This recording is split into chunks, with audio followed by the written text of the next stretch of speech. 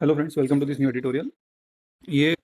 ये demographic dividend के ऊपर है। ये थोड़ा सा हमको कुछ इसमें ऐसे के लिए अच्छे पॉइंट्स मिल सकते हैं।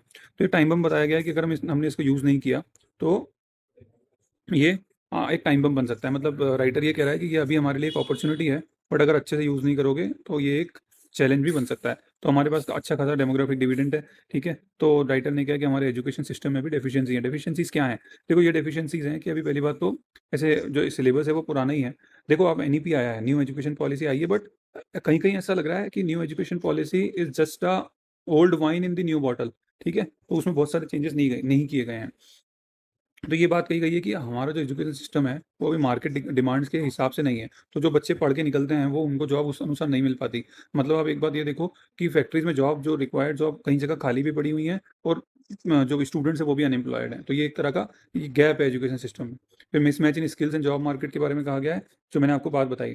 तो कैरियर राइटर ये भी ये कह रहा है आपको, तो कि जिस तरह से प्राइम मिनिस्टर स्किल डेवलपमेंट जो स्कीम थी, कौशल विकास योजना, वो ठीक हुई है, लेकिन अभी भी उसमें बहुत सारे चैलेंजेस हैं, और अभी भी वो इंडस्ट्रीज की जो रिक्वायरमेंट है उसको वो पूरा नहीं कर रहा है, ठीक है। यहाँ पे राइटर ने फ्रेंड जो एक बहुत अच्छी बात की गई है, जो कि है वो हमको देखना है। राइटर ने ये कहा है कि जो एजुकेशन सिस्टम है, मतलब जैसे अभी अभी आप देखोगे हायर एजुकेशन में एमओयू हो रहे हैं, लेकिन एमओयू की ज़्यादा इतनी ज़्यादा मॉनिटरिंग नहीं हो रही। जैसे कि एचसीएल कंपनी है। एचसीएल कंपनी एक अपना प्रोग्राम चलाती है टेक बी नाम से। तो वो टेक बी प्रोग्राम में क्या करती है कि वो यूनिवर्सिटी में जाती है।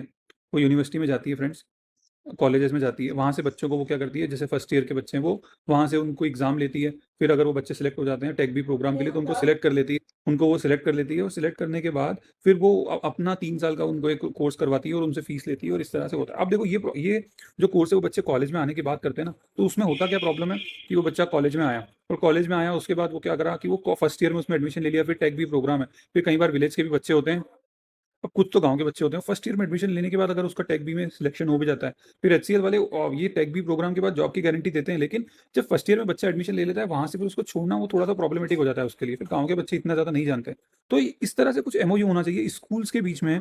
यहाँ बच्चा मतलब एचसीएल कंपनी और स्कूल के बीच में ऐसा कुछ टाइप हो जाए, या आईटीआई में कुछ ऐसा टाइप हो जाए कि टेक बी जो प्रोग्राम है वो कॉलेजेस में ही रन हो। इस तरह से राइटर कुछ बात बोल रहा है। ये एक एग्जाम्पल है, बहुत अच्छा एग्जाम्पल है जो आप लिख सकते हो। मतलब राइटर ने बोला कि सीधे सीधे फैक्ट्रीज में, जो कंपनीज़ हैं, सर्विस सेक्टर है, और कॉलेजेस में इस तरह के एमओयू हो कि वहीं कोर्स हो। और ये जो कोर्स है वो गवर्नमेंट कॉलेजेस के साथ होना चाहिए, कि जहाँ पे जैसे जो छोटे-छोटे कॉलेजेस हैं, छोटी जगह पे जो कॉलेज है जहाँ पे ज़्यादा बच्चे हैं, तो उनको ज़्यादा इसका यूज़ हो कर पाएँ, ठीक है। तो और आप इसमें क्या पॉइंट जोड़ सकते हो डेमोग्राफिक डिविडेंड को यूज़ करने के लिए? आप प्लीज़ कमेंट में बताइएगा। कुछ आप 1-2 फैक्ट बता सकें तो भी बताइएगा। Thank you.